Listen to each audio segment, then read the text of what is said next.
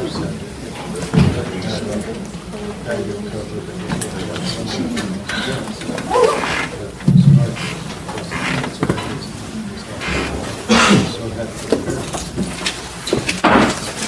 ahead and call the meeting to order. Please stand for the pledge of allegiance. Ready, salute. I pledge allegiance to the flag of the United States of America and to the republic for which it stands, one nation, under God, indivisible, with liberty and justice for all. Please remain standing for the invocation. We have Kimberly Nelson here from Lifeway Church. Father God, we come before you. We humble ourselves. Lord Jesus, we know that you are in control. Father God, as I hold in my hand, Lord Jesus, the agenda, Father God, of today. Lord God, the things that have been spoken behind closed doors and the things that will be spoken right now. Father God, the things that are on the hearts of the people. We bring it before you, Lord God, and we ask for your guidance. We ask that you would guide our leaders in the way that you want them to go, Lord, in the weight that they carry upon their shoulders, Lord. They cannot bear it alone, but I pray that you would help them and that you would give them your wisdom. Father God, I thank you for our leaders, Lord Jesus, because we have a great city. I thank you for our fire department and our police, Lord Jesus, and our ambulance and all those, Father God, who are fighting to protect us. I pray, Father God, that you would move on their behalf, Lord, and that you would protect them and guide them. I ask, Father God, even the new officers that have been called, Lord Jesus, to service, Lord, that you would protect them. Father God, everything in this meeting, Lord, we bring it and we lay it before you, and we ask that you would guide our leaders. In Jesus' name we pray. Amen. Amen. Please be seated. Okay, I have one item to report out from our closed session regarding the public performance evaluation of our city manager. We have taken no action based on our closed session discussion today. However, we would like to announce we will consider agendizing and discuss the appointment of a permanent city manager at the next city council meeting. So we wanted to make that information available to the public and invite whoever would like to come and discuss Mr. Olson in public at our next meeting on February 20th. So we really want to make sure that the public gets that information. That's all we have for the closed session at this time. So council, the agenda, approval, additions, and deletions. Are there any changes that need to be made? I'd like to never mind. Okay. All right, so then we will go to public comment. It's time reserved for members of the audience to address the city council on items of interest that are not on the agenda or within the subject matter jurisdiction of the council. So I have two cards here. Ms. Angela Valenzuela.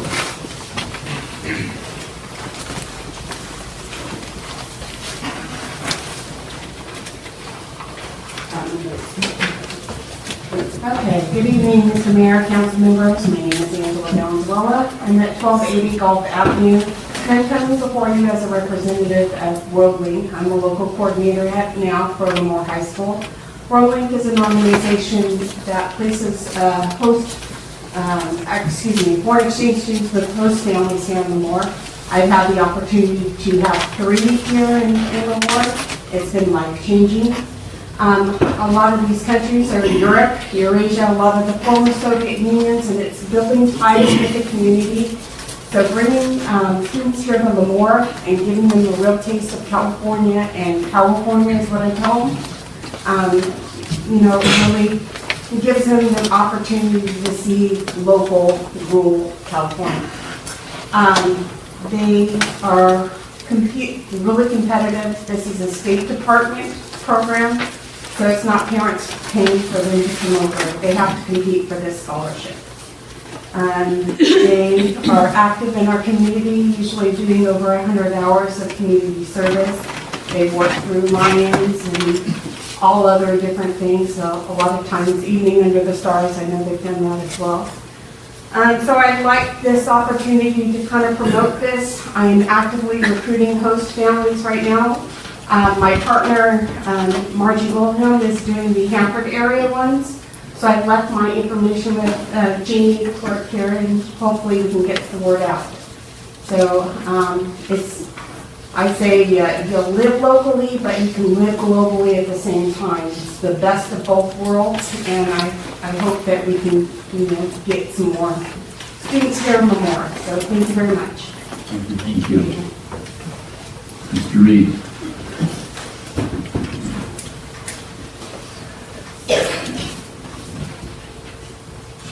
Tom Reed, 1064 Avenue, Livermore. Mayor and council members, what changed? In October 2017, there was an item on the consent calendar for approval of a memorandum of understanding between the City of Lemoore and the Kings County Economic Development Corporation for growth and development of industrial business opportunities. The item failed for lack of a second after a motion for approval was made. Then on January 16 this year, that item returned at the request of council members. And after much discussion, the item was adopted. What changed? That question was asked numerous times by a council member, and neither the council members requesting revisiting this item nor the Kings County Economic Development Corporation provided an answer. Instead, we were given responses that the City of Lemoore needs all the help we can get, and Lemoore is a city of second chances. Again, what changed? There was a motion and 4 council members could have made a second, but none did that first one. So what happened between October and January that caused this item to be revisited? I suspect if we asked those in attendance tonight what happened, we would get a variety of possibilities. My suspicion is that there was some lobbying of some of our council members. Lobbying of itself is not wrong, but what changed makes me wonder. Thank you. Anyone else that would like to speak on public comment? All right, we will go ahead and move to Department and City Manager reports. Good evening, Mayor and council members. We'd like to start off this evening with Bruce Jones.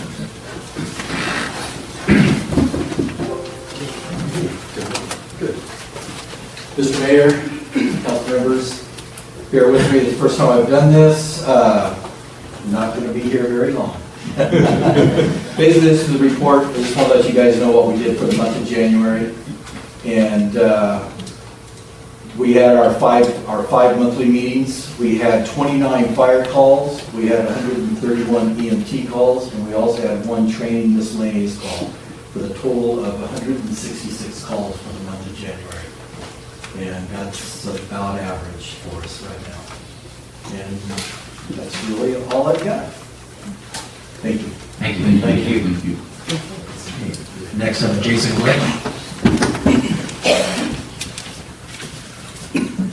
Good evening, Mr. Mayor and council members. Giving you 2 recreation updates and events that are coming up. On Saturday, February 10th at 6:30 p.m. we have the father-daughter dance. The theme is a hoedown.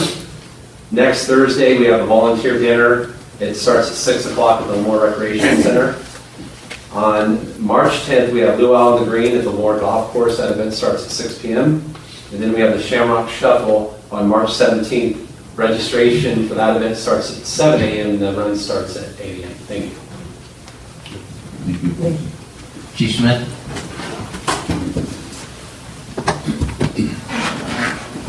So, as you know, the Police Department and Recreation Department, we co-host the Volunteer Appreciation Dinner. So you're all invited, so please come out to recognize. I believe we had about 450 people in attendance last year. And it's our opportunity to actually serve the people that serve us all year long, so we'd love to see you out there. On another note, today we also had a swearing-in ceremony for 2 of Lemoore's newest officers, reserve officers. And these 2 officers have actually come before you in the past in the form of a Explorer uniform in that program. So it was an exciting moment in history for me as a police chief because we talked about someday, bringing the Explorer up from that program and working them through the department in many facets and phases, and someday pinning them with a police officer badge. So that happened today for 2 of our newest members. So I was pretty excited about that. So you'll see it on Facebook. I believe there's a video of the actual pinning ceremony. So just wanted to notify you of that. Thank you. Yeah, and something else that probably needs to be said too about the Explorer program, not all of them do go on to become police officers, probably most of them don't, but they still learn a lot, and I'm sure whatever they gain there in that program will benefit them for a lifetime too. Absolutely. Appreciate it. Well said. Thank you. Frank Rivera.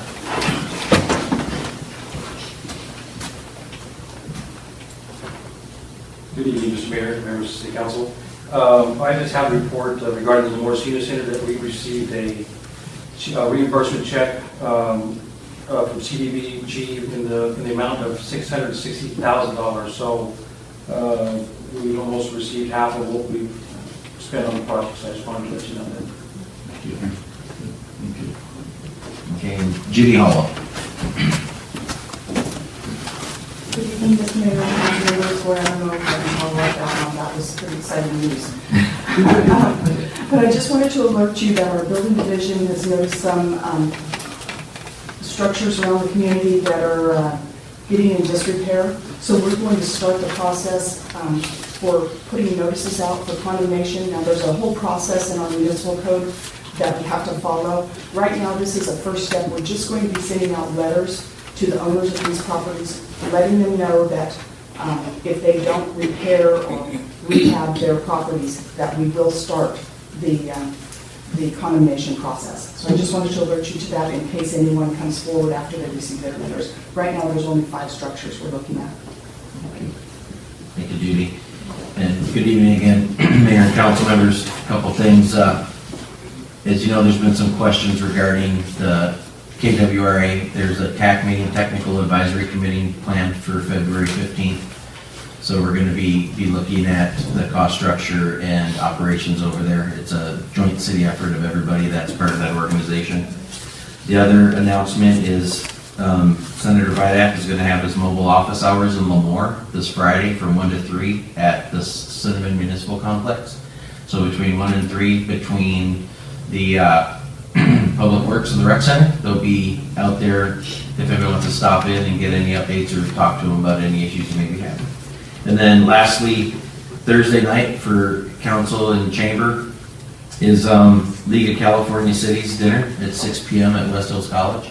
If you have not yet reserved your seat, please feel free to let me know or send Marissa an email. We'll get you on the list, but this Thursday should be a nice event. Thank you.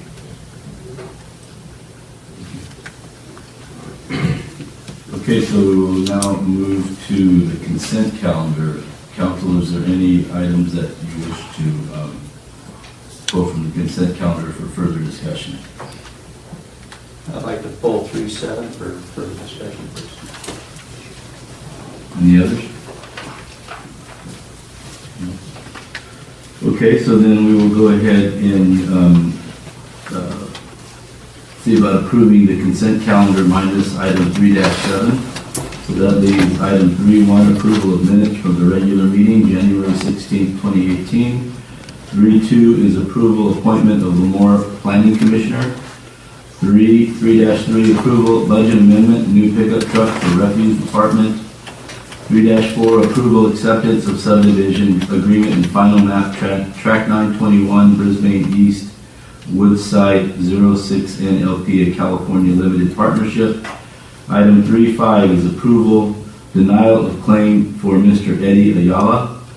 3-6 is approval budget amendment agreement with Wildan Financial Services to provide assessment district engineering services to valid underfunded landscape and lighting maintenance district, LLMD number 1, zones 1, 5, 6, 7, 9, 10, and 11. So do I have a motion to approve? I'll make the motion to approve the consent calendar excluding 3-7.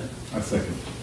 Okay, so there's a motion by Mr. Chittister and a second by Mr. Neal to approve the consent calendar except for item 3-7. Mr. Chittister? Aye. Mr. Neal? Aye. Mr. Brown? Aye. Ms. Blair? Aye. And I vote aye as well. So the consent calendar is approved. So now we will go to item 3-7, approval letter of support for immigration reform.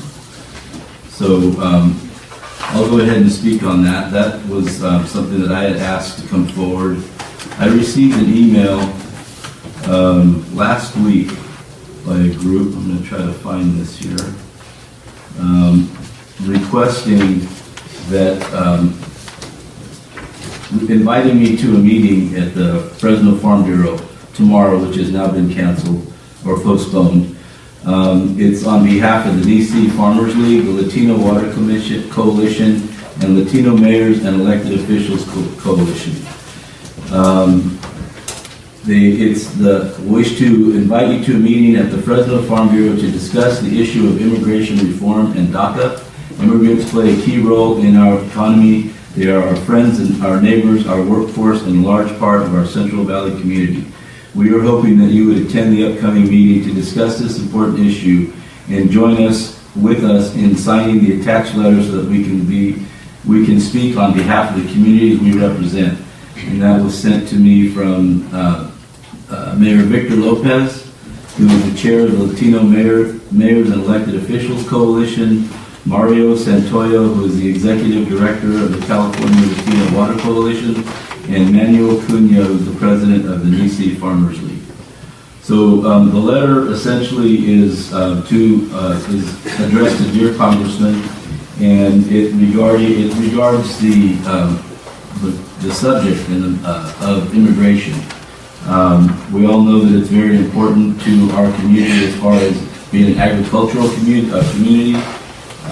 It's an issue, a very hot topic that we hear about in the news a lot.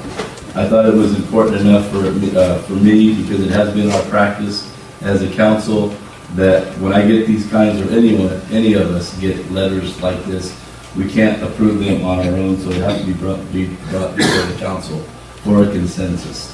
My recommendation would be to sign the letter, so it's open for discussion. The reason why I told it is because I know in the past where we asked other people to come to council with requests for consensus of council for a letter of support, that's the way it was brought. It wasn't brought on the consent calendar. So that there alone was the number one reason to pull that, because that way the reason why we did this back months ago, we came up with this procedure so the people would understand that we were transparent in what we did. So that was the number one. The other thing too is I read the letter, I've read some things that David Valadeo put out and Andy Vidak put out, and I'm looking at this letter, and even though I agree with what it's stating, I think that it could be, more words could be added to it to actually, for people, somebody who reads this letter would understand what do we want, and things like that we do believe in protecting our words and things of that nature. But immigration is, the undocumented workers that do provide services for our valley are very valuable to our farmers. As we're told here, I'm quoting, I'm just going to let you know David Valadeo's letter. Says there's over 250 different commodities grown in the San Joaquin Valley, which equates to a yield of approximately $47 billion in production every year. They're part of that. So my thing is to have a letter. I understand what they're trying to do. Latino Water Coalition and those, I'm in favor of what they do. But my thing is we take a look at it and maybe adjust the letter to really feels that what the entire council comes, because other people in the council might have some things they want to say, and that the letter represents the entire council, because we're a city council, city manager form of government. We're not a mayoral city or city council form of government that Fresno is. So I think that we would have more support that way.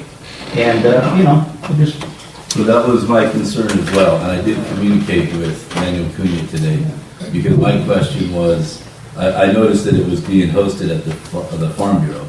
So my question was, do they support it? He said, yes, they do. And I also made the same suggestion that you're talking about too.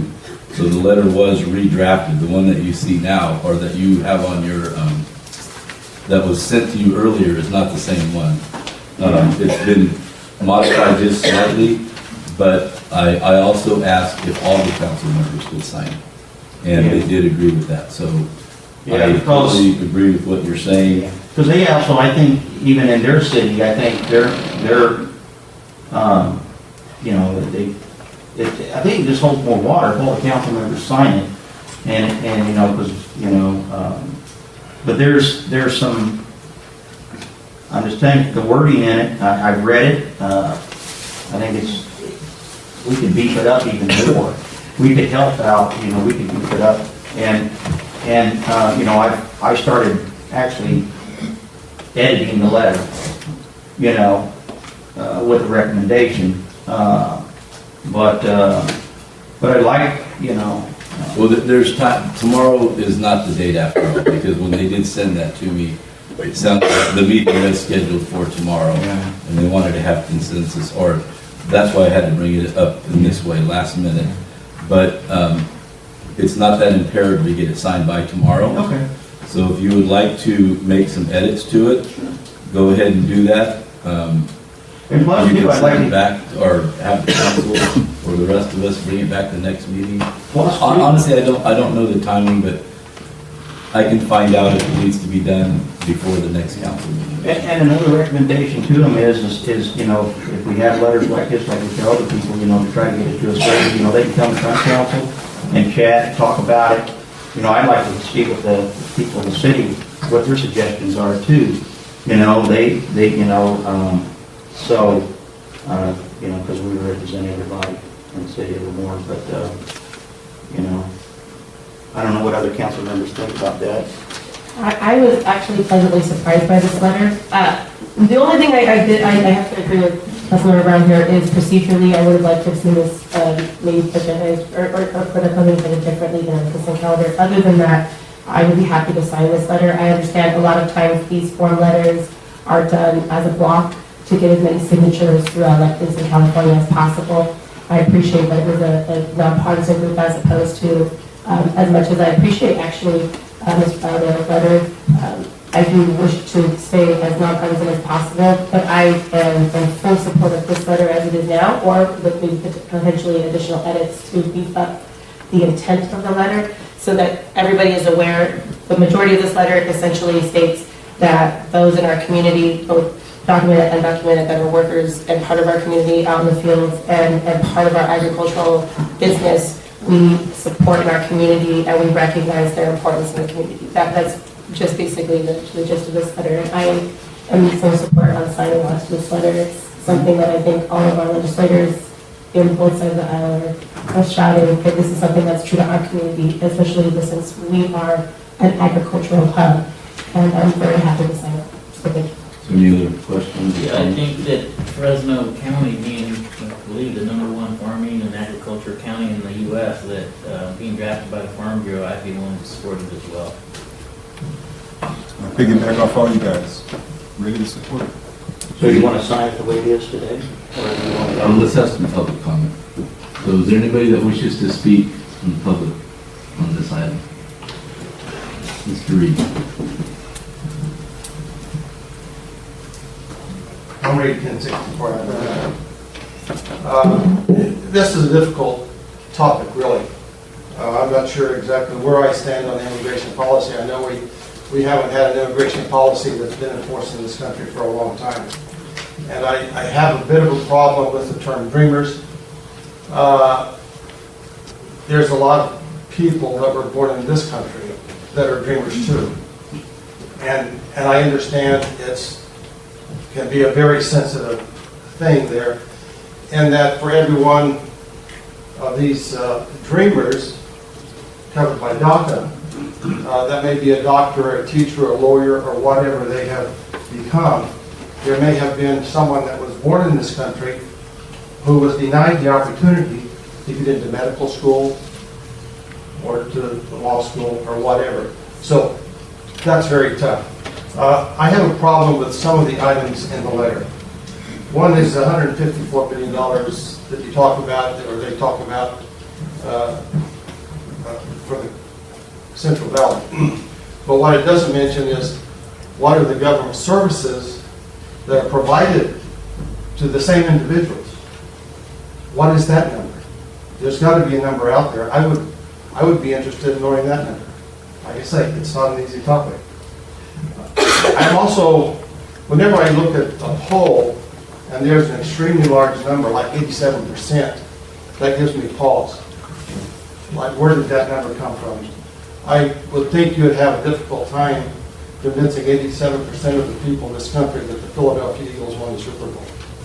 You know, it's that sort of thing. It gives me pause.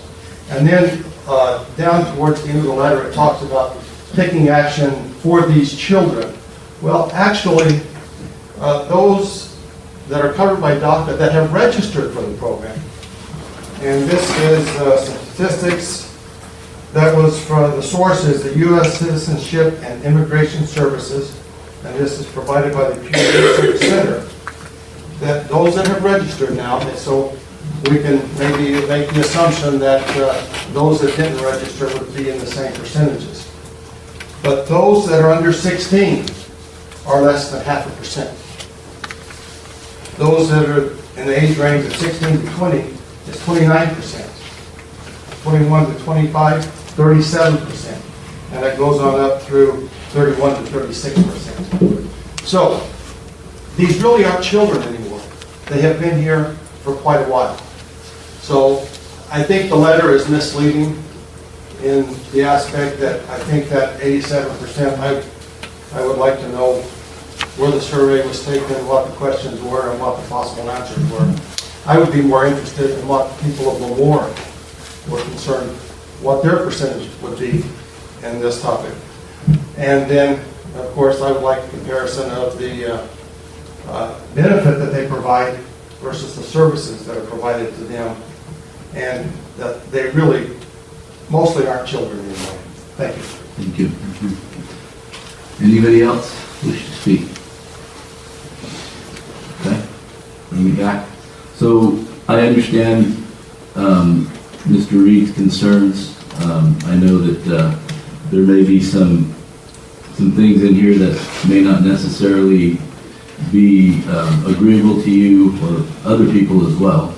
But I think the spirit of the letter is for us as a body, a legislative body, to come together on a general topic of supporting reasonable immigration reform, which I don't think anyone would argue that would be beneficial to our community.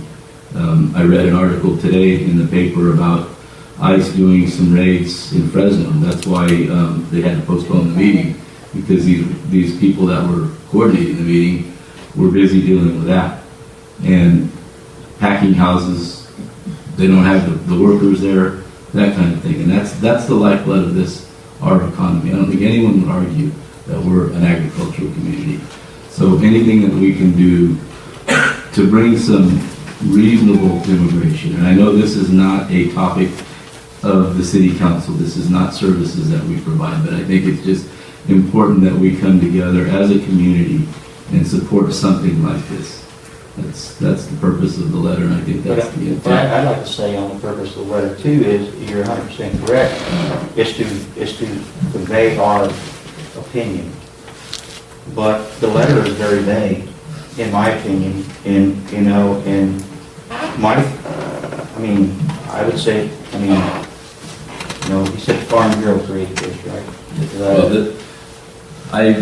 Who created? It's actually who created the letter? On behalf of the groups that I just spoke of, was the Nisi Farmers League, the Latino Water Coalition, and the Latino Mayors Coalition. And I've been to one of their, their meeting. It was a year ago. I was invited to it, went to it. They had very good talk. I support a lot what they say, do. But my thing is, I just go back on the letter again. I mean, I don't know. I would have to get, you know, Well, I don't help them write the letter. You know, my thing is as a city of Lemoore, I mean, I think we can, I mean, If I may, those coalitions oftentimes, not just this coalition, but I've seen this up and down with League of Cities.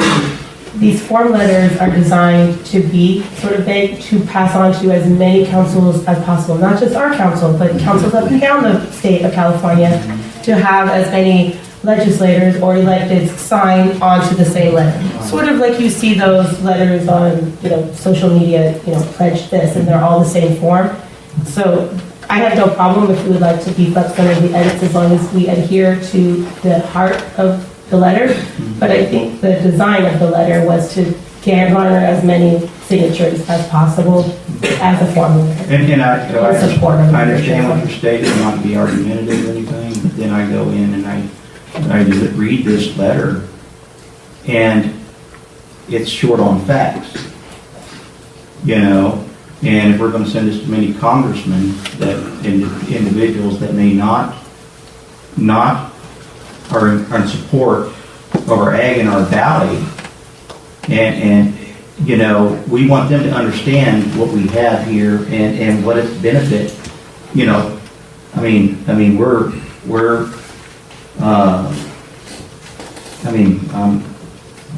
That's my 2 cents on it. If the majority of the council wants to go ahead and proceed with this, I'll go ahead and sign it. I think though, I think that we can do better, and nothing against the Farm Bureau or whoever, but my thing is I think they're missing an opportunity here. And we as the city of Lemoore are missing an opportunity to actually put something in here instead of having a chain letter, and then you see letter after chain letter after chain letter. Why don't we stand out and actually tell them how we feel, and maybe we'll that's all I got to say. Thank you. Perhaps the suggestion might be I'm okay with signing the letter as is, I'll just say that right now. However, I do agree with your sentiment that why not stand out and state something more robust as well. I don't see what would stop us from writing a second letter and having, sign on to this one and also issue a formal statement from the council if I'm on board with that as well. It's up to you. I think that these letters here are meant for a broad audience. They can't be, I don't know who else is going to sign on to this. I'm sure they sent it to many other people. So for us to try to change this letter in any significant way and then expect the same audience to buy into it or to agree to it would be difficult. And then the other, what you're saying though about beefing it up and all that sort of thing, but okay. Then the only other thing I want to say is that next time a letter comes like this, what we need to do is don't put it on the consent calendar. Okay? Because that's the way we've done other people in the past. Okay, we can look at it, letters of support, and we agreed that the letters of support would come to council for recommendation, and then we would review the letter and discuss it in an open forum. Okay? So that's my request. I agree. Thank you. So, do we have a motion? I'd like to make a motion that we approve signing this as a council, this letter as it states right now, and I'll second it. Okay, so there's a motion by Mr. Blair and a second by Mr. Chittister to approve this letter for signature by all of us, as written. Ms. Blair? Aye. Mr. Chittister? Aye. Mr. Brown? Aye. Mr. Neal? Aye. And I vote aye as well. Thank you. Okay, so we will move on to the next item, which is 4.1. This is the public hearing. It's the third hearing, consideration and public input for moving to district, voting districts. Mr. Olson. Mayor, just clarification, the letter that was approved is the amended letter that was provided and is available. Okay, yes, it's not the one that you originally received, it's this. The amended that was received. And for council, and for public's information, really the only change between the one that was posted and the new one is that the first sentence says as mayor, it used to say as mayor, now it says as mayors and other elected officials. Okay, so we'll go to item 4-1, third hearing, this is a public hearing, consideration and public input for moving voting districts. Mr. Olson. Good evening, Mayor and council members. So tonight is the third hearing of 4 required, potentially 5, but Ms. Shalise Tilton is here tonight to go over some of the maps that are already currently put out there and to kind of walk us through the process and to receive input. So, Ms. Tilton? Thank you, Honorable Mayor and council members. I'm going to be playing wizard and trying to be operating and taking notes and switching between map views to try to help this session be as useful as possible for you. As the city manager mentioned, this is your 4th public hearing. Actually, this is your 3rd public hearing, but it's the 4th time we've had a public meeting regarding this issue of voting districts. And rather than rehash everything we've talked about in the previous 3 meetings, all of it is available on the website, and drawlemoore.org is the name of that website. So those who are interested in the history of how we got where we are today, that's a good resource for them, and I'd be happy to answer any questions as we go throughout this evening. I am pleased tonight to present a total of 4 maps, and I will be going through each of the 4 maps and introducing each of the maps, and then we can go into public comment and ask you questions. The goal of tonight would be to get an idea from the City Council of if you like any of the maps, if you like any of the maps with some revisions or changes, we want to hear that. We can make those revisions and changes. If you want to see something completely, entirely different, if you want to narrow it down from 4 to 1 or 2 or 3 focus maps, whatever your desire is, whatever your comfort level is. And it's not uncommon at this hearing, if there's one that seems to fit your community well and there's consensus, you can narrow it down to the 1 focus map. So it's your choice at this point. By your next meeting, which is February 20th, you're going to want to get that down to a single preferred map, whether it's one of those that's presented tonight or a new one that to be created, or one that's presented tonight maybe with a few revisions. So just to quickly go through some of the tools that I have tonight to show you so you know what's available to you. I'm going to show that quickly and then we'll go through the maps. Hopefully you can hear me from here.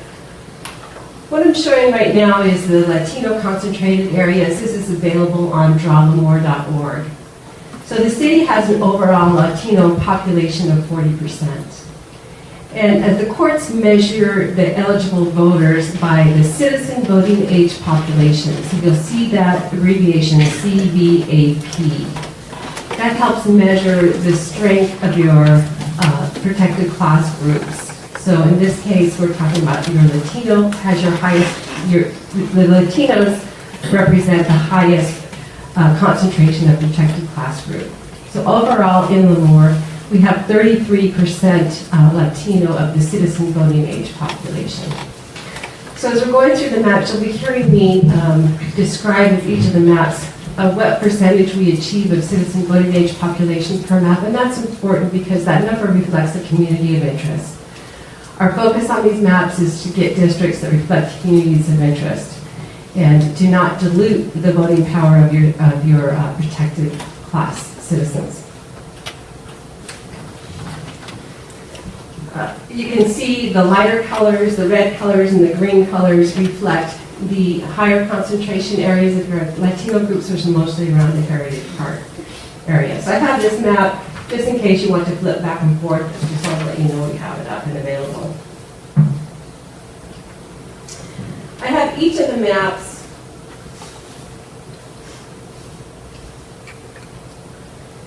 loaded directly from the website drawlemoore.org. Page 1 of the maps will actually show the maps. And just so that there's general understanding, we've numbered each of the districts A, B, C, D, and E. The reasons why we didn't number them 1, 2, 3, 4, 5 is because your school districts use trustee areas 1, 2, 3, 4, and 5. So come election time, you're going to say, vote for Joe for District 1, and they won't know whether it's the elementary school, the high school, or the city. So we've distinguished the city by assigning A, B, C, D, and E. I also want to point out that each of the maps that we're presenting, the 4 maps, are all legally adoptable, meaning that they all have achieved the appropriate population balance.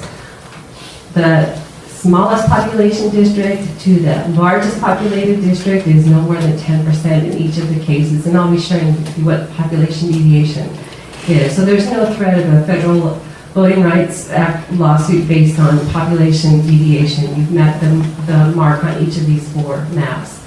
Also, each of the 4 maps have contiguous boundaries, so none should be disqualified for that reason. So oftentimes we'll see maps that we have to disqualify right off the bat because they're either not population balanced or the districts are not contiguous. But that's not the case. We have 4 good maps. One of the maps pairs 2 council members in 1 district. The rest of the maps have each of the council members in their own districts. So this is a sample of map number 1 from Lemoore.org. Page 2 of this map has all the demographic summary. So not only does it have the total population, but it also has the citizen voting age population per race and protected class group, and also other information that helps identify communities of interest, such as homeowners versus renters, single-family homes versus multifamily homes, education levels, language spoken at home, ages. These are all identifiers of communities of interest. And it's broken down per district. So you can see the column at the top here, A, B, C, D, and E, that will tell you per district. So I have each of the PDFs for each of the maps. Typically at this stage, it's useful to use our online viewer. This is a software that's available to everyone from johnlemore.org. And as we're discussing each of the maps, I can switch between each of the maps. So there's map 101. And then I can also change the background. So we can show a satellite view. And you can see more of where the open space is, or where the concentrated area, commercial areas, housing areas, and then we can zoom in very close. I can even type in an address if you're uncertain where a particular address lies. So I want you to know that these tools are available. And we can change the view. So if you, like, for example, this one is easier for you to read, this background is, we can change it to various backgrounds. Okay, now that I've done that run through, we can go ahead and start with the review of the maps, unless you have any questions about that. Questions? When we have 2 maps that were submitted by the public, and we have 2 that were prepared by NBC based on the public comments that were received at the hearings, and any online comments that were received. We had several maps that were shared through the online tool but not submitted. So, and that's typical. We'll see folks who play around with the software and come up with various maps and share them for others to see, but they weren't submitted. I think we had 4 of those that were not submitted. I can show you where those are as well. So this is map 101. The comments that were submitted by the author of this map says, using the main streets in the city as boundaries. So that was their guiding force in presenting this map. Map 101 has a total citizen age population, total Hispanic population is measured by citizen voting age population of 37% in its District C. So its District C is its highest concentrated area of Latinos. It has a total overall deviation of 8.87%, in total population from the smallest district to the largest district, so we're under the 10%. And this map pairs council members Chester and Neal in District D. And because the terms for Chester and Neal are different, 2018 versus 2020, there would need to be a decision made about sequencing of what district is, what year would be assigned this map be selected. Which map number is that? That's map number 101.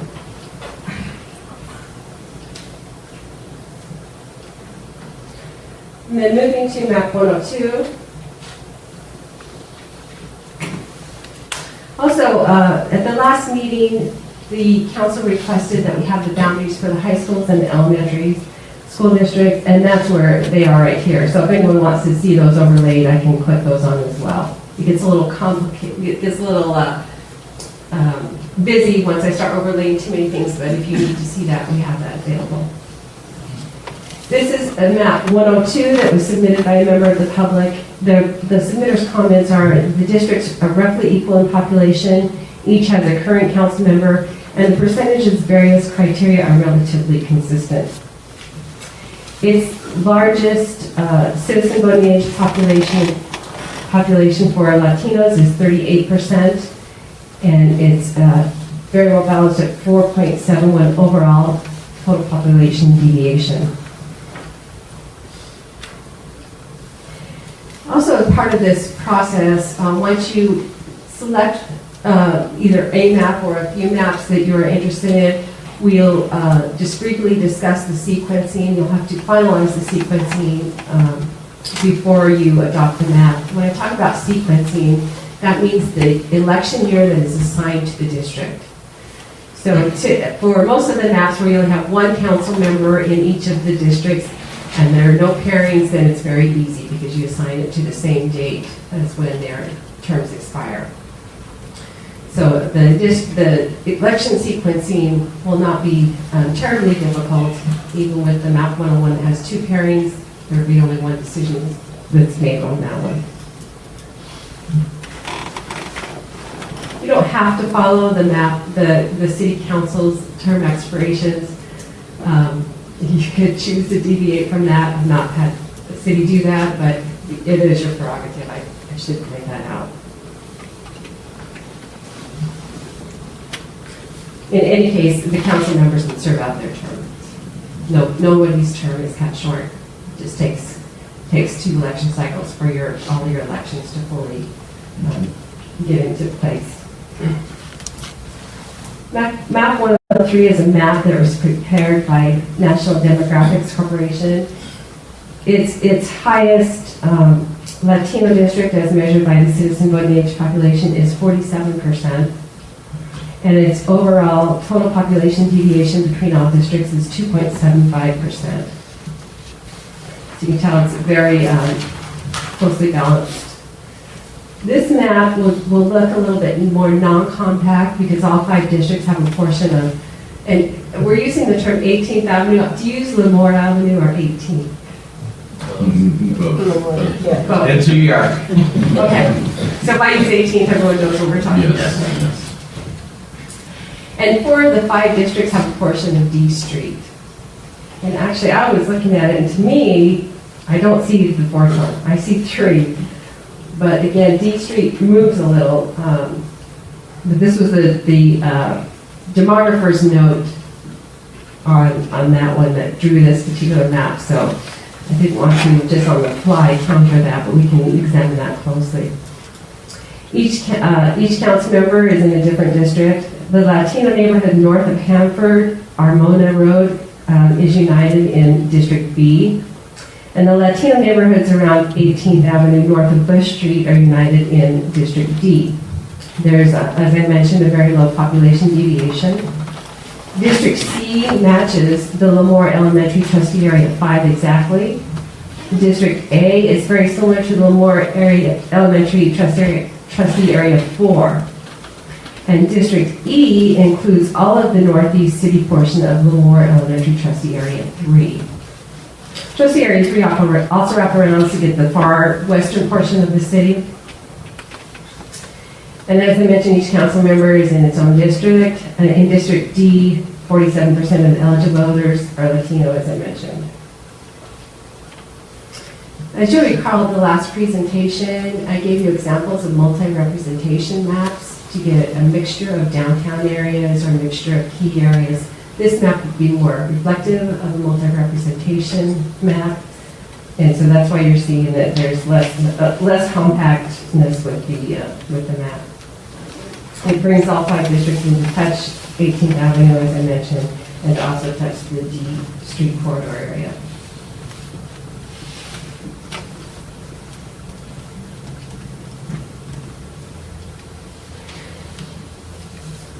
Map 104 was drawn by NDC. It's compact, it follows major roads, and so it follows the high school trustee line areas. It's District D has its highest Latino population as measured by citizen voting age population of 49%. And an overall total population deviation of 3.65%, so the districts are very evenly balanced. This map would be described as being highly compact. District C follows Lemoore High School Trustee Area 1 border as closely as possible. It matches everywhere except for some population balancing in the west. And the Latino neighborhood north of Hanford, Armona Road is united in District E. Latino neighborhoods around 18th Avenue north of Bush are united in District D. And each represents in a different district. District D, 49% of eligible voters are Latino. And that includes all 4 of the maps. Are there any particular maps that you want me to zoom in on, or you want to discuss in further detail before you open your public hearing? I kind of think that 103 is, in the future, might be the most populated one. If we do get future growth out by the college, get future growth south down on Idaho Avenue, it seems like it's awfully large. I don't know, especially with where the future growth of residents and industrial growth is going to happen. So I don't know if that's practical, but I kind of like the way 2 is a little more evenly matched in those areas where we're going to see a lot of growth in the future. But you stated 103 is more balanced out based upon business per se, is that correct? And then, is that your statement? 103 was the map that tried to get more multi-representation in some of the commercial areas. Yeah, and then also too, this has to be redone at the next census, right? This whole process. Correct. So, it's not like we're gonna wait 10 years or anything, so. So every time that we do the census, like every 10 years, basically, we would be redrawing maps. So when there was new growth, then the maps would then reflect that. Is that correct? That's correct. You cannot do it sooner than every 10 years, but most don't. You want to go through this process more often than every 10 years. Yeah, there's dollars tied to every time we do this. So. Yes.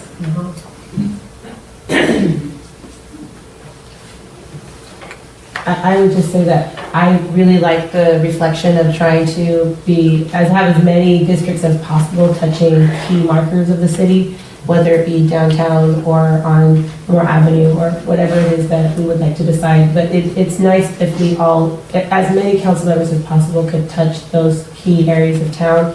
But I also understand Councilmember Chester's fears. That is a wide district in one of the maps, and just I don't know how that could be addressed because of population levels. I don't know how that would be addressed.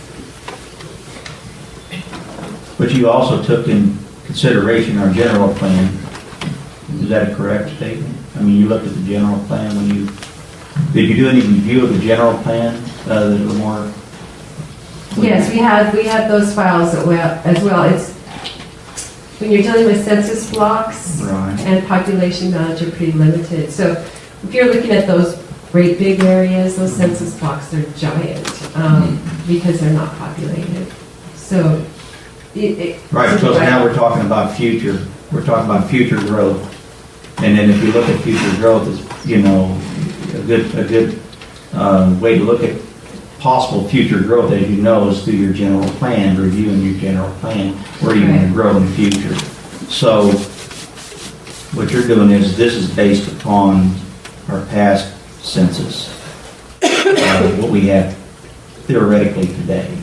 correct, the law requires us to use the 2010 census. Right. So if we were a long way away from 2020, we could look at future growth. There's a step-by-step process that we have to justify overpopulating or underpopulating an area based on future growth. It's a doable process, but it's a complicated, long process, longer than what we have, unfortunately, is 90 days. But because we're so close to 2020, it's not cost-effective, one, to go through that process. And then you have to justify having unequal population balance, and oftentimes you'll be doing that in the courts.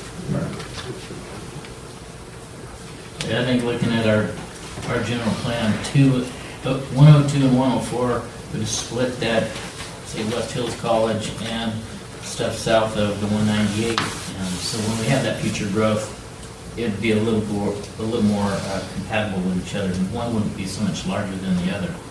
We've got a lot of growth, I think, coming here in the future. And to take like map 103, that's going to encompass a huge area, say 5-10 years down the line. So it's just my opinion on this. But when are we going to have our next, when is the next census? In 2020, so you'll be doing this process early, towards the first quarter of 2021.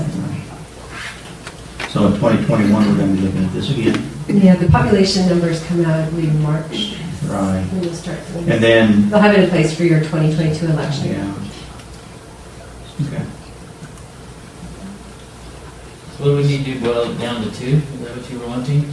Yeah, you hold your public hearing, and then if you're able to narrow it down to 2, that's great. If you want to make any tweaks to any of these, we can do that as well. Any other comment?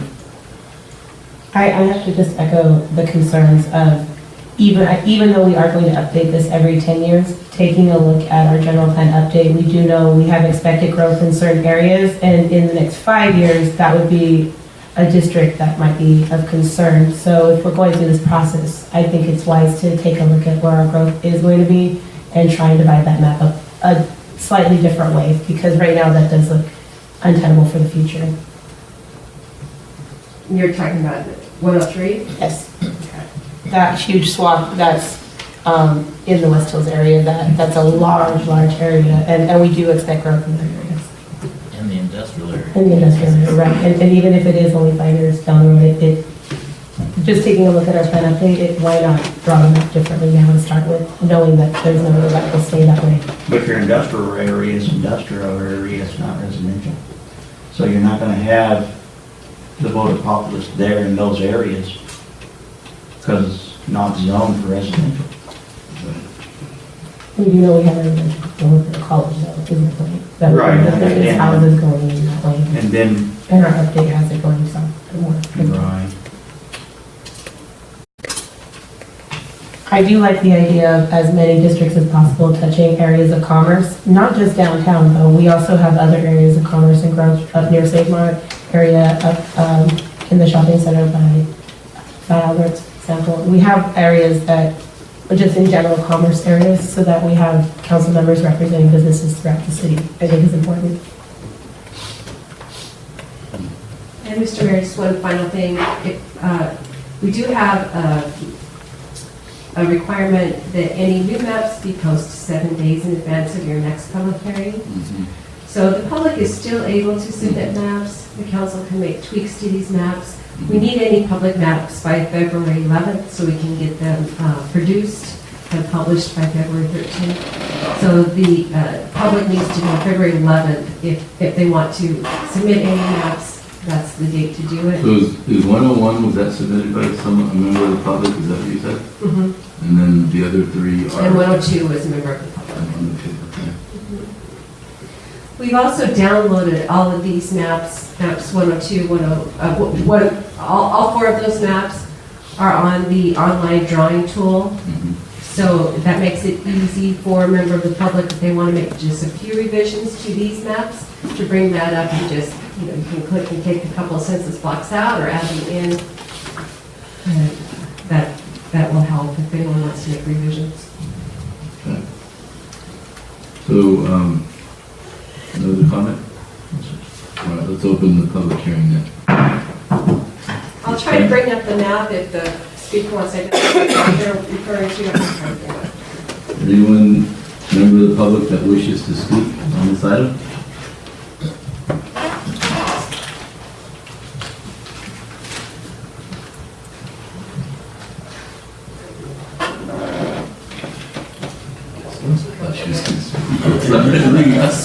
You faked me out. Okay, agree, agree.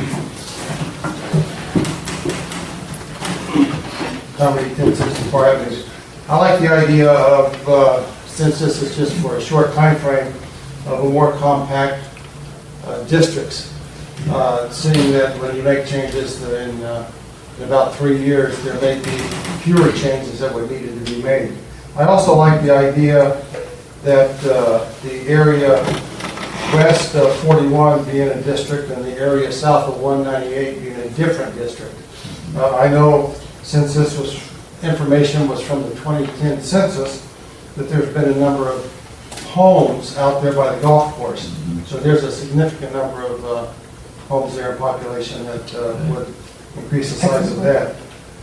And I like the idea that there would not be a current council member that might be precluded from being re-elected because of two being in the same district. And in the maps that have put them in different districts, there really isn't a whole lot of gerrymandering. Like I say, they're pretty, and I like number 2 and number 4 as I like to suggest. I have a preference for 2. Thank you. Anyone else wish to speak? All right, close the public hearing. So maybe we can get it down to 2, just to kind of simplify. I mean, we could talk about this thing forever. I mean, there's going to be particular details that one person would like or not, but just for the sake of allowing the demographers to focus on a couple more maps. I like the comments that Mr. Reed made about south of 198, because you're right, there are a lot of homes in there that are not reflected in this map. So it might make better sense to do that, and the 2 that most accurately reflect that, well, 104 for sure, and then what's the other one? 102? Yeah, 102. I kind of agree. I think that the 103 map is probably too large for west of 41 and the industrial park south of 198. So I'd like to maybe exclude 3 if we could, but then you look at number 4 and 2, those are my 2 favorites as well. So which map was the one that you said there's 2 council members in? 101. Okay. I think that simplifies matters too, as well. So, are we okay with 102 and 104? 102 seems like it's got more natural, it just looks cleaner. I mean, it's more natural boundaries to me. And 103 is kind of all over the place. Of all the maps, I have to agree that 103 is the one that I dislike the most. I think it doesn't really make a lot of sense for our city. So right away, just 3 to me doesn't seem right in all of them. Go away 103, or not 3, discard. So, yeah, discard 103, you're saying?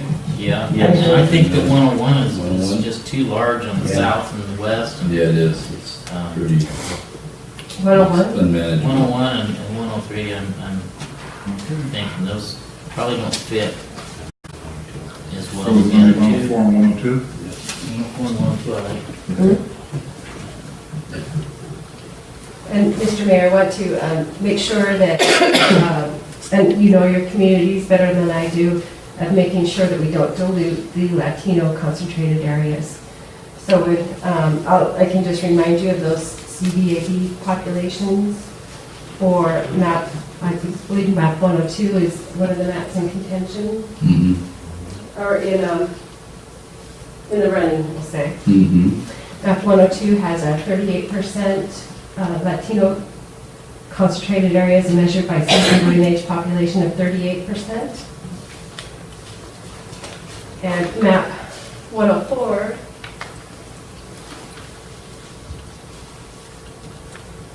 has a citizen voting age population, highest concentrated is District D at 49%. Those are just percentages. It's definitely you knowing your communities and where those neighborhoods align with one another, so we don't dilute their strength. And they're both legal as formed, is that correct? According to the criteria that we follow? Is that what you're saying? Because we cannot reach a majority, or it's difficult to reach a majority, we come close to majority at 49%. For a Federal Voting Rights Act lawsuit, they'd have to be able to prove you could reach a majority. And typically you'll hear from those groups wanting the highest percentage, but again, these maps are not drawn entirely on, you can't use race as your predominant factor. So that's one indicator of a community of interest. There are also other factors, the schools, other things that define communities of interest. So that's one factor to consider. I very much like to, in the sense that I like how many of the districts touch Lemoore Avenue, and the fact that, as opposed to map 4, the District B and E, the splitting. Are you talking 102? Yes, 102.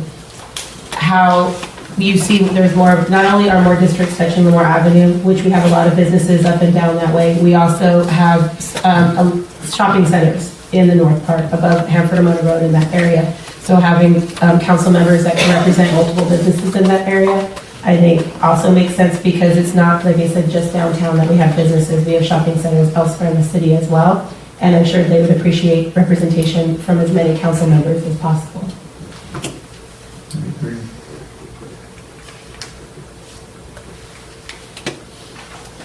So that still leaves 102 and 104 for... I am preference to the 102, myself. For that reason. Would you guys like to continue considering all 4 of them, or the 2, or just the 1? I'd like to replace it with the public. I still like the 2 of them, and allow for further discussion as we move along down these I public concur with hearings. that, yeah. 102 and 104 is still my preference. Yes. I agree. So our terminology that we'll be using is your focused maps will be 102 and 104, and your previously submitted maps will be the others. The public's able to continue to submit maps. They can either take these existing maps and revise them, or they can put in a new map. If they, in any case, we ask that they be submitted by February 11th, so that you can consider them at your February 20th. Will the map drawing tool be unavailable at the 11th? So after the 11th, so people aren't trying to submit maps?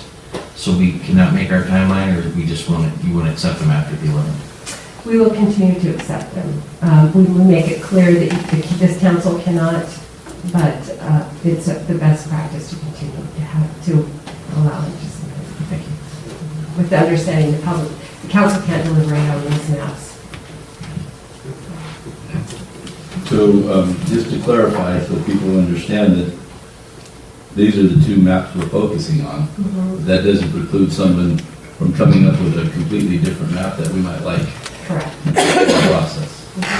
And if they get it to us by February 11th, to be able to deliberate on it on February 20th. All right. Okay? So do you need a motion or anything to move on? Okay.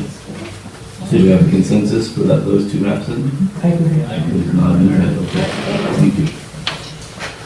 All right, so let's see, item 4-2 has been moved to February 20th, so we'll skip that. We will now go to council action items, 5-1, More Little League Memorandum of Understanding. Mr. Beck.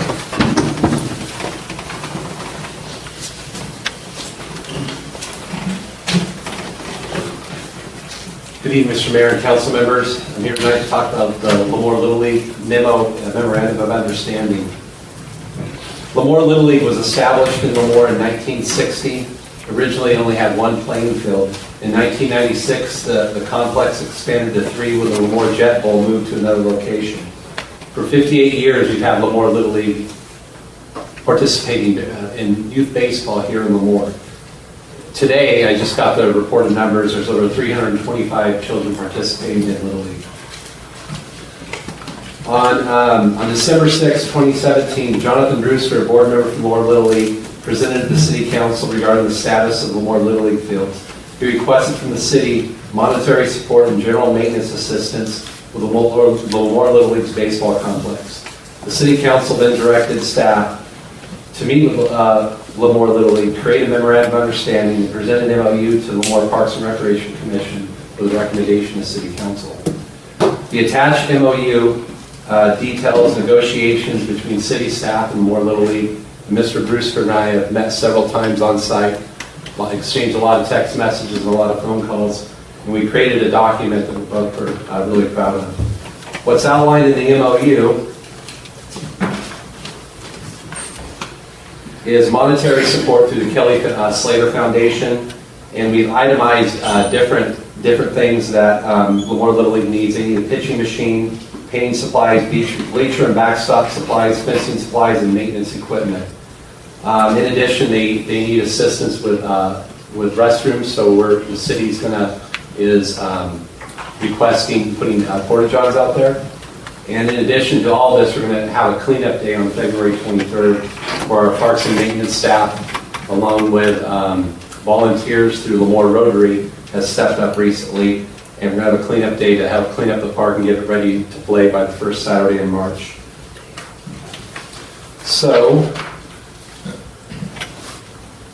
there's going to be no added cost to the city's general fund. We're not going to pull from reserves. Parks and Recreation budget, we've been good stewards of the budget. We have some wiggle room within our budget to pull those funds from recreation. We can pull $500 from the recreation budget, and from the maintenance division, we can pull over $1,000 to pay for the porta johns. So the proposed motion is Department of Staff recommends the Lemoore City Council accept the staff report and approve and execute the attached memorandum of understanding with Lemoore Little League.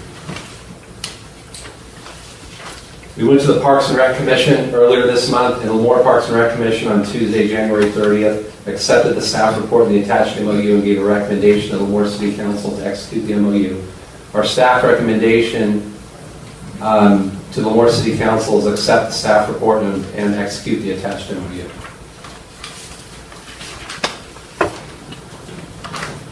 Any questions? Make a motion to approve as written. We'll let the public comment. We've been waiting a long time too. I just want to say one thing really quick though. Really good work. I mean, you guys put together a fantastic package here and explaining every detail of what we need to do going forward. I really appreciate the work you do on this. Yeah, to actually sit down and listen to them, listen to their needs, you know. I think this is a good start, you know, and, it's for our kids, you know, so, I mean. Well, let's get going, come on. I'm sorry, I was too eager. I have a question about the porta john. So that's only during the Little League season, March 1st through June 1st. I know they play out there outside of that period on travel teams and stuff like that. What's the plan for that if we're going to close down the bathrooms? The plan for that, Lemoore Little League would pay for that service after the end of the regular season. And Lemoore... I'm sorry to interrupt you, but thinking because we're serving Lemoore, children of Lemoore, once you get into tournament season, folks from the outside come in and play in our complex. They didn't ask for that, though, did they? They did not. They did not, okay. And they didn't ask for any changes, to this, they're pretty satisfied with it. Let's hear. I have public comment. About improving lights. What's going on with that? The lights. Yes, Lamar Little League is going to purchase light bulbs, and they're going to rent on the 23rd. This is one of the projects they're doing. They're going to get a lid and replace some of the light bulbs on the current standards. And then one last question. So this work day, I had heard that some service clubs were going to get together this Saturday to do that. So that's been moved to the 23rd. Is that correct? Friday the 23rd, correct. Okay. Very good. Thank you. That's all I have. Was there an issue with, electrical box? Is this the bathrooms? Bathrooms, correct. And you're gonna, you're still as the Lamar Little League, has more, suggestions or comments or, they're still going to bring those to, the city, to see, discuss those issues with the city. This is just for this short period of time as we go on. At a later date, other things may happen, but. Correct, Mr. Brewster and I have talked a lot and met with some other board members. We're going to continue to talk throughout this MOU, and we may come with something else late fall, early winter of next year. So we'll work together and most likely present possibly another MOU for the following year or something totally different. I think you did a great job because I know Mr. Brewster, he's got a direct line now. I think we fixed that communications issue that we've had in the past years, which is good. Good job. Okay, last question. So wasn't that with the electric wiring or something? I thought I heard something about that. How about the food stand? It was somewhere, it was an issue with putting things in a facility where they keep the tools? They have a C train where they're gonna secure that area. There was, I think, a request for vandalism. There's been some vandalism in the past. Okay. So another question, another thing that comes up. Do we have any mechanism in place that we can keep track of how much staff time we use out there? I know there's an item here that talks about upon request, Little League can ask our golf course staff to come out there and utilize that equipment. Yes, if something happens where they don't have a volunteer to mow the turf, Mr. Tom Ringer said he would gladly mow it. He just needs a 3 business day notification, and we can definitely track that. Yeah, I think it's important to keep track of those soft costs, I guess you would call them, for things like that. Right. I would just say that as we're keeping track of that, then maybe perhaps we keep attention to keeping line items in the budget for that, if that becomes a necessity as a duration throughout the year.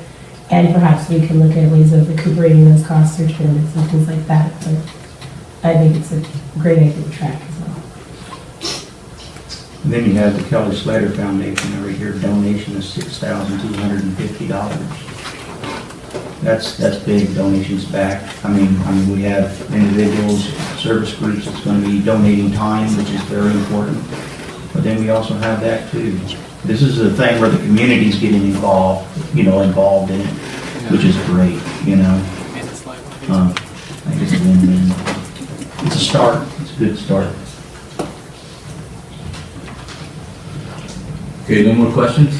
All right, so at this time we would ask any public comment. Anyone that wants to come forward.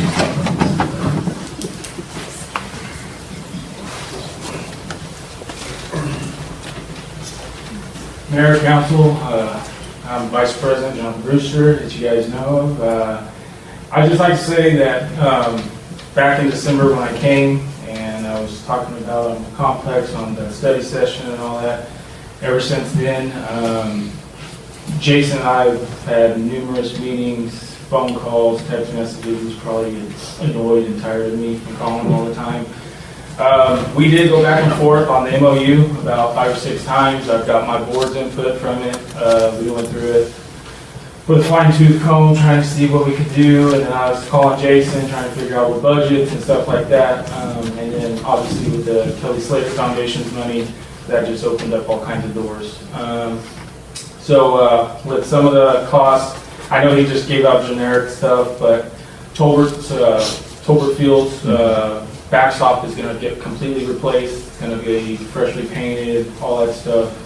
That kind of was a big item for me because, you know, he died in the line of duty for us. So at least I can do is make sure his field looks presentable for his family. So other things like machine, stuff like that, that's just normal season costs. But like I said, the staff's been very helpful. They've, this is the most help I've ever gotten. I'll tell you that right now, right up front.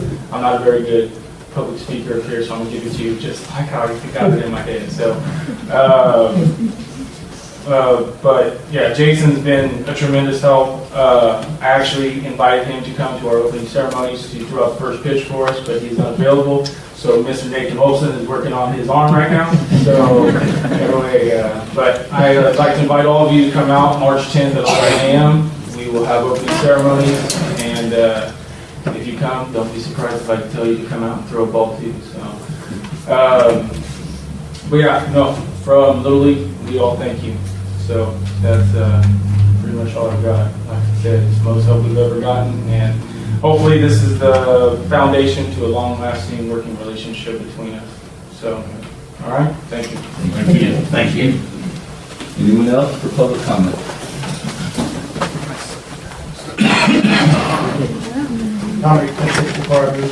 Did I miss it? Is there plans to refurbish the permanent restrooms in the future? That was not discussed at this point. Okay. As relates to 2 porta potties, I'm assuming that they will, one or both of them, be handicap accessible? That's an excellent question. Yes. And if you have tournament play where you have a number of teams in, that you'll have a lot of people there a lot of the day, 2 in the summertime may not be enough. Thank you. Thank you. Anyone else? I would just say that we may want to have a contingency plan for the summer. You're pretty check there. When's the tournament play? When does that end, the All-Star tournament? All-Stars start beginning of July. It's usually right after 4th of July, and it goes on for about 7 to 8 days. Is that going to be hosted here? We do have the 9-10 area and sectional play this year. So, and now they've separated, so we have a 9-10A and a 9-10B. So basically you have like your number 1 team, number 2 team. So we could potentially have 14 teams out there. So, yes. Yeah. I have to have a contingency plan for that. Mr. Reed, you live close enough that we can send people over to your house for that? Sure. I live on the 13th fairway. Maybe they don't need to go on 10th.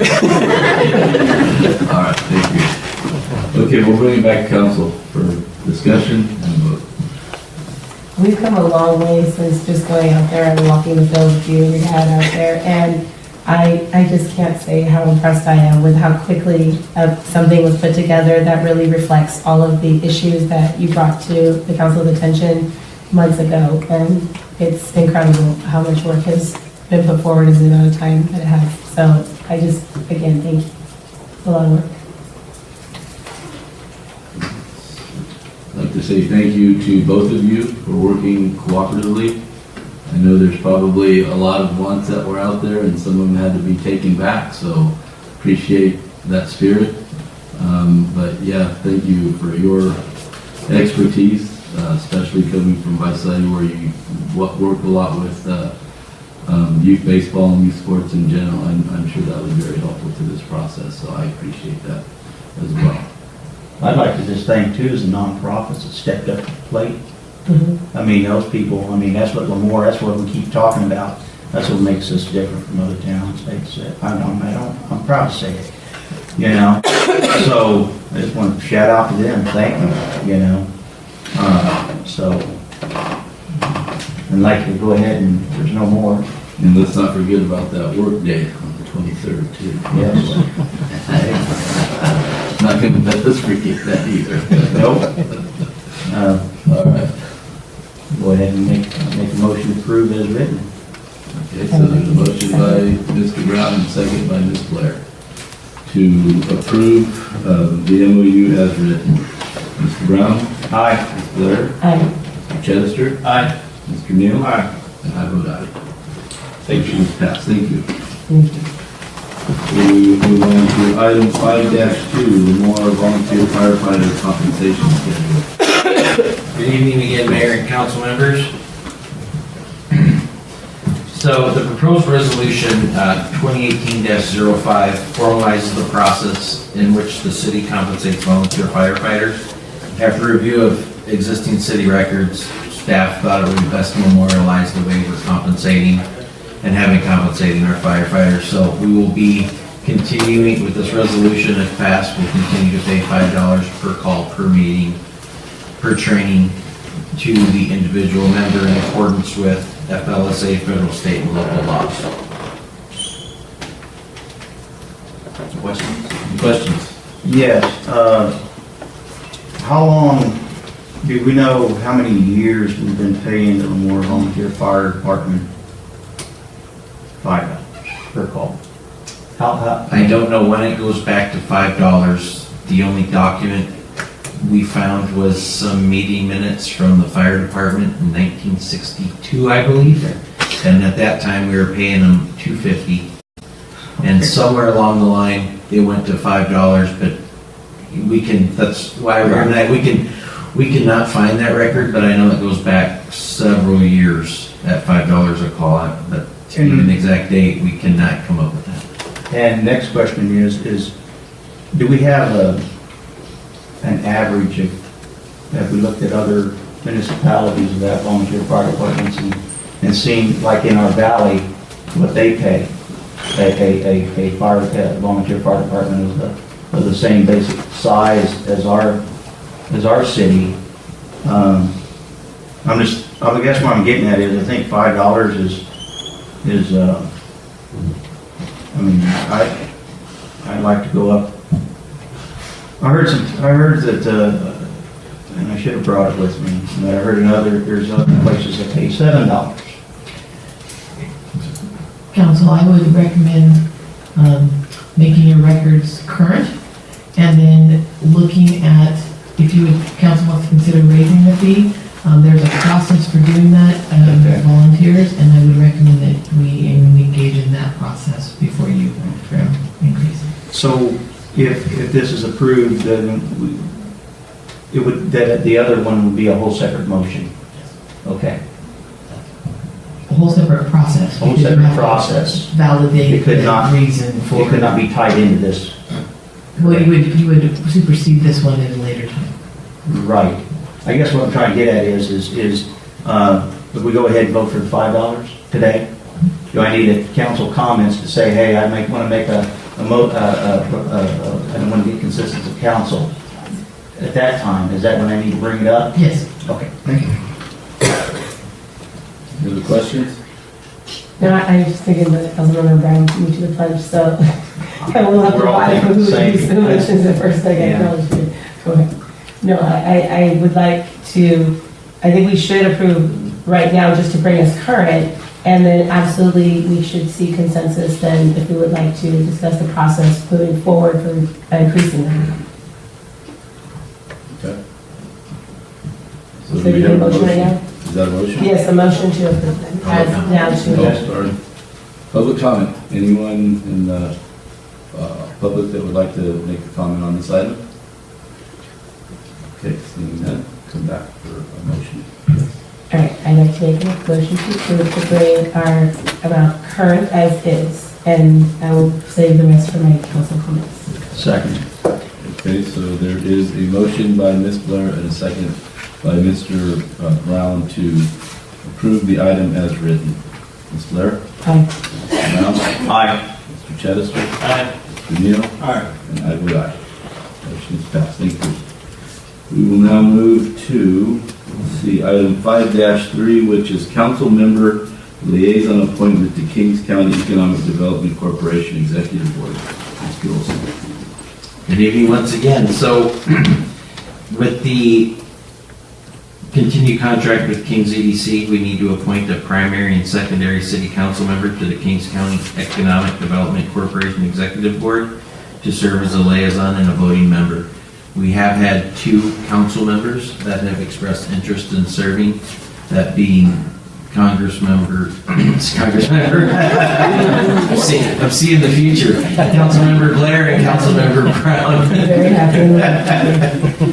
At least I slipped and promoted you instead of slipped and demoted you. Thank you. So, it's open for discussion, but, they're meeting regularly, so we need to appoint our primary and secondary. Okay. So, council, any discussion? I concur, if they're willing. I very much would like to have the opportunity, if nothing else, to be a watchdog. I was the only one to vote against, and I think that, to be fair, then I'd probably be the one most in their business, I will say. I would like to have lots and lots of transparency and proof that they are giving us the deliverables that they say that they are. And so I make no qualms about why I would like to be appointed in that position. And When do they meet? When are the meetings? Do you know? They are.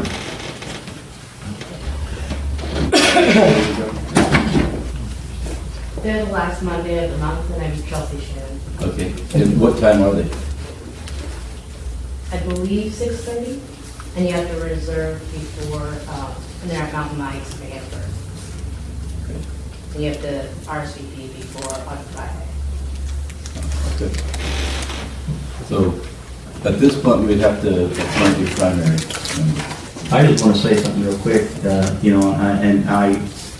I agree with Councilmember Blair.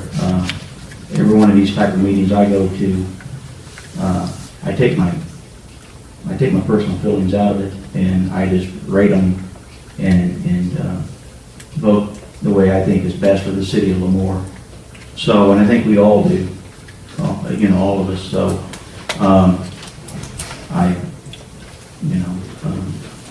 that's the way I would do it. To be honest with you, it's the city of Lemoore is who I represent. So, that's why I state that. Well, I don't mind taking a backseat. I don't mind to be an alternate. You can have, either way, I want to be one of them, so. Yeah. That's all. So. And we could even I even propose it doesn't have to be a first and a second, just whoever would like to go to that meeting, we can just work it out, just so somebody is there making sure that Lemoore is being represented. Yeah. Well, I know from the past,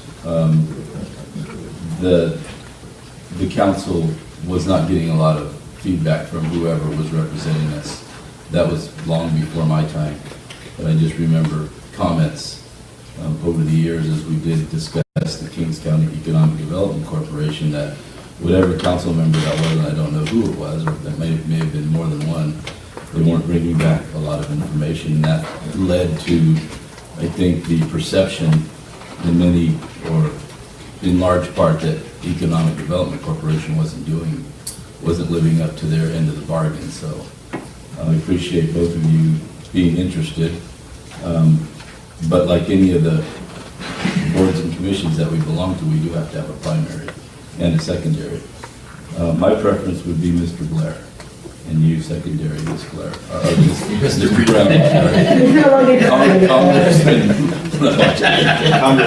My preference would be Mr. Brown. Now I know how my kids feel when I call And them. secondary as Ms. Blair. I don't know. I concur with that. Yeah. Okay. I would be okay with that.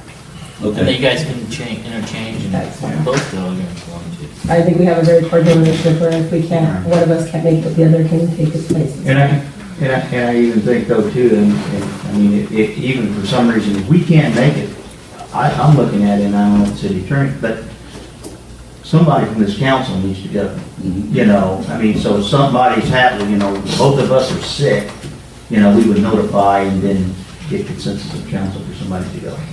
Just please notify the city manager so we don't have a Brown Act issue, please. And we would always push it up to the city manager so we make sure that we have clean hands. Okay, so, I made a motion to have Mr. Brown as the primary and Ms. Blair as secondary. And that was seconded by Mr. Chittister, is that correct? I second it. Okay, so go ahead and go and vote. Mr. Chittister? Aye. I vote aye. Mr. Neal? Aye. Mr. Brown? Aye. Ms. Blair? Aye. Okay, thank you. Thank you. All right, so we will move to City Council reports, Section 6, Ms. Blair. Good afternoon. I just wanted to say thank you, Ms. Olson, for sitting down and talking about sort of city updates with me briefly last week. And one idea that, of course, I still am on about is the idea of a light rail or trolley type system. I really want to keep exploring that possibility. Something I wanted to bring forward to the council based on comments that I received throughout the community and something I just noted in our ordinances, and perhaps this is something that we would have to change the ordinances for, so that's why I'm asking the council for direction here. When we look at sustainability of small businesses and we want to bring small businesses in, we oftentimes look at pre-made box stores, or we've hit areas where maybe we don't own the land, so we can't really act as an intermediary. But one thing I've noticed that we haven't really taken a strong look at are the small businesses that are owned individually in town that do well, and potentially there could be a potential for other small businesses in terms of like pop-up businesses or taco trucks, those sorts of businesses that are mobile, very small. They don't have a lot of startup initial cost, but because of the maintenance of those things and they don't have the same rent costs, oftentimes they're easier to maintain. So my idea being, if we could take a look at some of our ordinances, allow for the possibility of more mobile type, like I said, taco trucks. When I was a kid, we had the Local Man and the Pepinos, you know, I don't know if you guys grew up with that, but those sorts of businesses are small and sustainable and allow for potential future growth, but my thoughts being potentially a strip of that. Similar to, think of the Santa Cruz Beach Boardwalk, and you have a strip of businesses. Why couldn't we have something similar, but in a smaller scale, because that's what our community can sustain, but in terms of these small tent businesses that are mobile, we already see a flood of those during Rock in the Arbor, for example, or other events where we have businesses that want to come out with their mobile business. Is there a way that we could look at expanding that and bringing that opportunity to more small business owners in the community? Are the ordinance written at this point that would prohibit that or make that a huge concern for those types of activities? Yes, there are some ordinances on the book now that limit where and how many, like, mobile taco trucks you can have, and there is ordinances against setting up tents on public right-of-way or vacant lots. Right now, currently, if you want to set up, like, say, have a pop-up outside a business, it has to be pertaining to the business that's already there. So it would be, I would say, a significant change to ordinance if council directs staff to do something. What I'm saying is thinking outside the box, looking at that as a possibility. What would that entail? Is it even doable? But we know right now certain businesses are not necessarily sustainable long-term in our community, but these are the types of businesses that are and are doing well in other small towns in the valley. And we're sort of missing out on that additional, not only revenue, but potential for small entrepreneurships to maybe take off in our community. I'd really like to see us create a mechanism for allowing more of that instead of less of it. A question, if I may, on that. Do the businesses that we have right now are mobile food trucks or whatever? Do they collect sales tax? do they collect any type of taxes or anything for the general fund, or is it just they receive?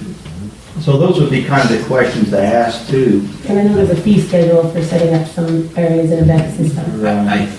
I'll have to get back, but I think currently they pay for a business license, Okay.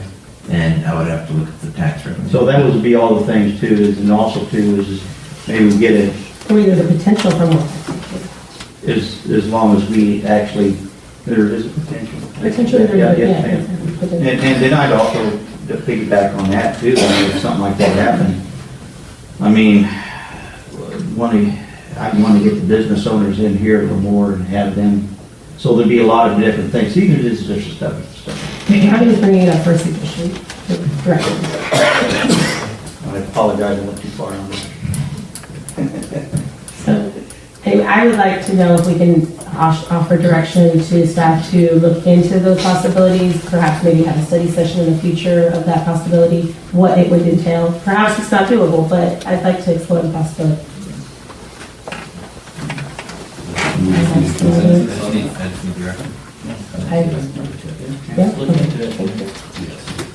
And I'll wait for Councilmember Brown to talk about the fire. So go ahead, you go ahead. That's it.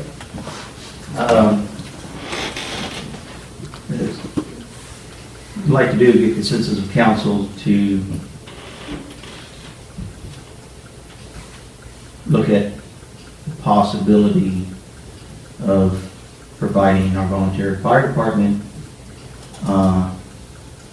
increasing it from $5 to $7. Or taking a look at whatever the fee schedules in surrounding municipalities are Right. and being in accordance with that, whatever that number may be. Right. Thank you. Thank you. It's been a long night. The other thing I need to get consensus. You have everybody? I concur. I can. The other thing I need to report out is, went to the South Fork Kings Groundwater Sustainability Agency, the board member there. We had a special meeting on February 1st. Bottom line is we're trying to get this what this is groundwater sustainment, and trying to, the state of California forced upon everybody in the state of California, all municipalities, irrigation districts, everybody. Long story short, we appointed a joint powers authority over our South Fork Kings groundwater area. And we meet regularly to discuss a plan. And that plan is to try to replenish or stabilize our aquifers in the ground.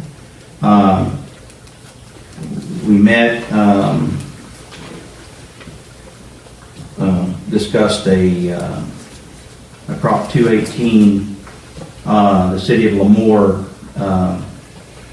and Nathan can give some insight on this too, but because the city of Lemoore is not going to be part of that 218, but the 218 did not pass, and we're going to come back and talk about it some more as a board.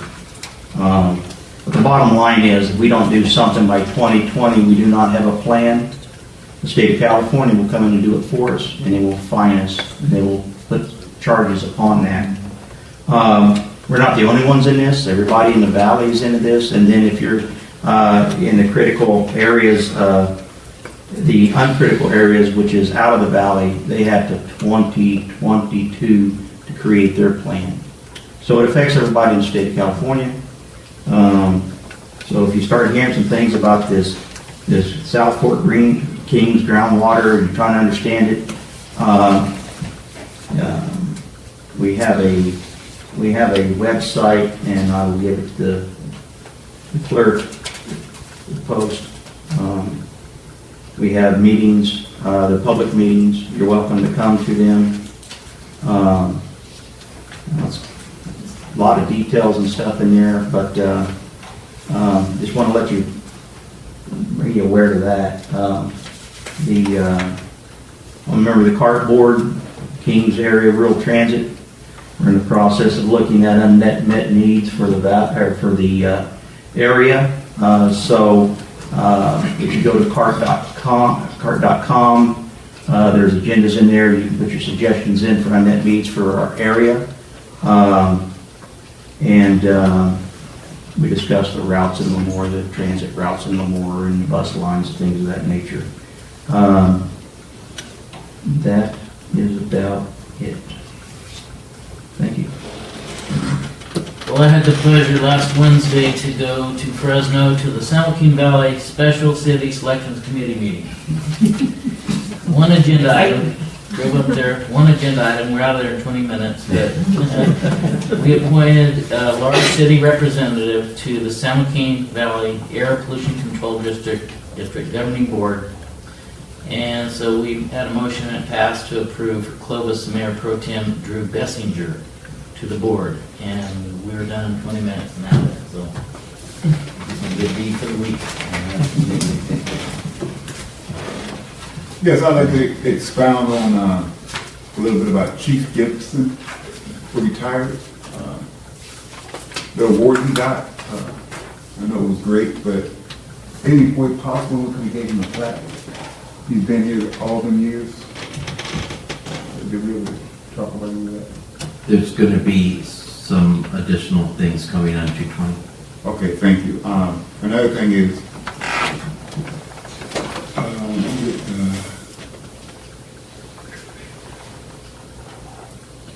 we got a whole bunch of rules and regulations coming up for the state League of Cities. And I've been on the League of Cities as a Kings County rep for the League of Cities for 8 years now. About time they come to Lemoore. They'll be here Thursday.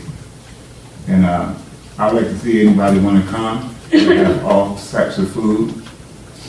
You name it, drinks, you name it. So if you can be there, it's going to be in building 200, 6 o'clock.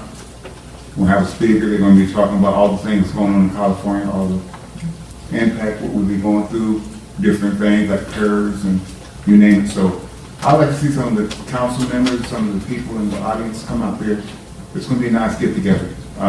Also, Lemoore Kiwanis is going to have a Valentine's. If you made your wife mad or your girlfriend, hey, come on out and break bread with us.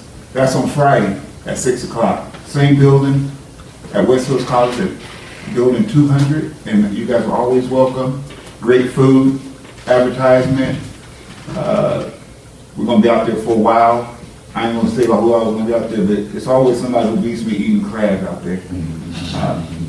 I'm not going to call them out right now, but anyway, we're going to have a great time out there, you guys, and it's good to have support for the League of Cities, because they've been in Hanford, they've been in Visalia, they've been in Tulare, they've been in Dinuba, they've been everywhere but Lemoore. And so we have them for the last 8 years, they haven't been here, so they're going to be here. And another thing is Valentine's Day dinner. I got tickets. I'm not trying to advertise, but if anybody wants any tickets, just come to me. God bless. Thank you. I wanted to say thank you to Mr. Neal for working so hard at bringing the League of Cities here to Lemoore. It's something that brings some awareness to our city. Get to have a lot of officials from all over the South Valley, elected officials and city staff get to come and see our city and see what we have to offer.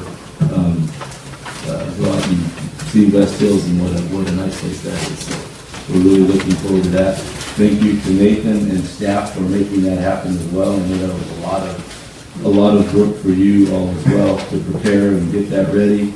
Eddie came up with the idea, and you guys do all the work. You do all the work. You guys do all the work. Isn't that the way it's supposed to be? I just open my mouth. You guys done it all. So thank you for making that happen, because I know that wasn't easy. I also wanted to let you know KCAG, the Kings County Association of Governments, is one of the commissions that I sit on. They are currently looking at talking about walking and riding, ways to improve our communities through walking and riding bicycles. So I would encourage you to go to the website, kcag.org, kcag.org. They have some information there, and we also have meetings. It's the third, what is that? It's the third Wednesday of every month. Third Wednesday of the month at 3:30. At 4:30. 4:30. 3:30, K-Keg at 4:30, and then we got vehicle bacon after that. And that's at the County Board of Supervisors office, so encourage you all to go there. Some of it's pretty dry and boring, but every now and then we get to something like this that's really exciting and something that we need here in Moore that would really benefit us. So encourage you to look into that.